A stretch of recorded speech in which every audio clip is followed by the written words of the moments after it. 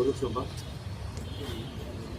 தமிழக வெற்றி கழகத்தின் வெற்றி தலைவர் எங்கள் விஜய் அண்ணா அவர்கள் வருகின்ற அக்டோபர் மாதம் 4ஆம் தேதி மற்றும் 5ஆம் தேதி கோவை, நீலகிரி, திருப்பூர் மற்றும் ஈரோடு மாவட்டங்களுக்கு மக்களை சந்திக்க சுற்றுப்பயணமாக வர இருக்கின்றார்.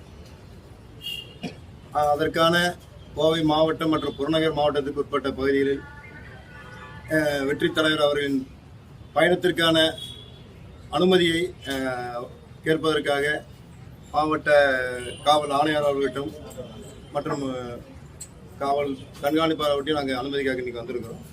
அதுக்கு முறையான அனுமதி இருக்கு. எந்தெந்த இடங்கள் எதாவது தேர்வு பண்ணியிருக்கீங்களா, இல்லை காவல்துறையை சொல்லியிருக்காங்களா? இல்லை, நாங்கள் பின்பான் பண்ணி ஒரு பகுதியை சொல்லியிருக்கிறோம். நாங்கள் அது மட்டும் இல்லாமல் கோவை மாவட்டத்துக்கு உட்பட்ட மற்றும் மாநகரம் மற்றும் புறநகர் மாவட்டத்துக்கு உட்பட்ட பகுதிகளில் சுற்றுப்பயணத்துக்கு உண்டான வரைபடத்தை இனிமேல் நாங்கள் கொடுக்கணும். அதை நாங்கள் எங்களுடைய மாநில தலைமையுடைய அனுமதி பெற்று அவங்களும் வந்து பார்ப்பாங்க. பார்த்து அவங்கக்கிட்ட கலந்து ஆலோசனை பண்ணிட்டு அதை ஃபைனல் பண்ணுவோம். மாவட்டத்துக்கு வந்து வரவேற்பு ஒரு பேச்சு அப்படிங்கிற மாதிரி ஸ்பீச்சுங்கிற மாதிரி பாயிண்ட் ஆனால் இல்லை இப்படி இப்போ திருச்சி, அரியலூர்லாம் வந்து ஒரு இடத்துல வரவேற்பு கொடுத்தாங்க, ஒரு இடத்துல பேசினாரு, அதே மாதிரி இருக்குமா இல்லை இங்கே எப்படி? இல்லை, நாங்கள் இங்கே கோவை மாவட்டத்தை பொறுத்த வரைக்கும் 2 நாள் இங்கே தலைவர் இருக்கிறதுனால நாங்கள் இன்னும் அதிகப்படியான பகுதியில் நாங்கள் கேட்டிருக்கிறோம். அது தலைமையை வந்து பாதிப்பு முடிஞ்சவரை பெரம்பலூரில் ஏற்பட்டது போல் எங்கேயும் தவிர்க்க முடியாத சில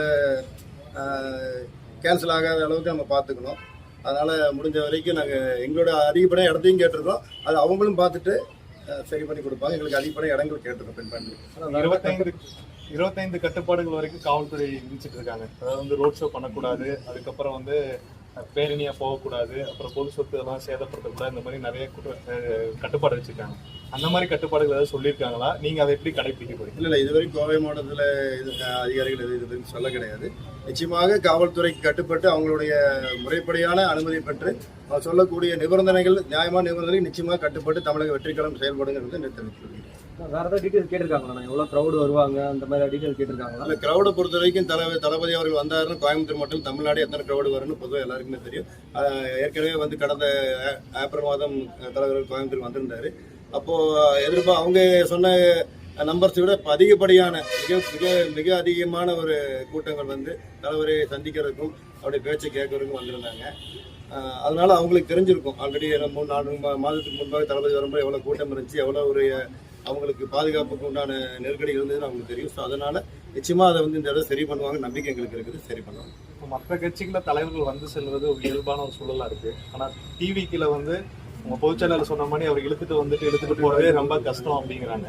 எப்படி கோவை, நீலகிரி இந்த மாதிரி 2 நாட்கள் சமாளிப்பீங்க?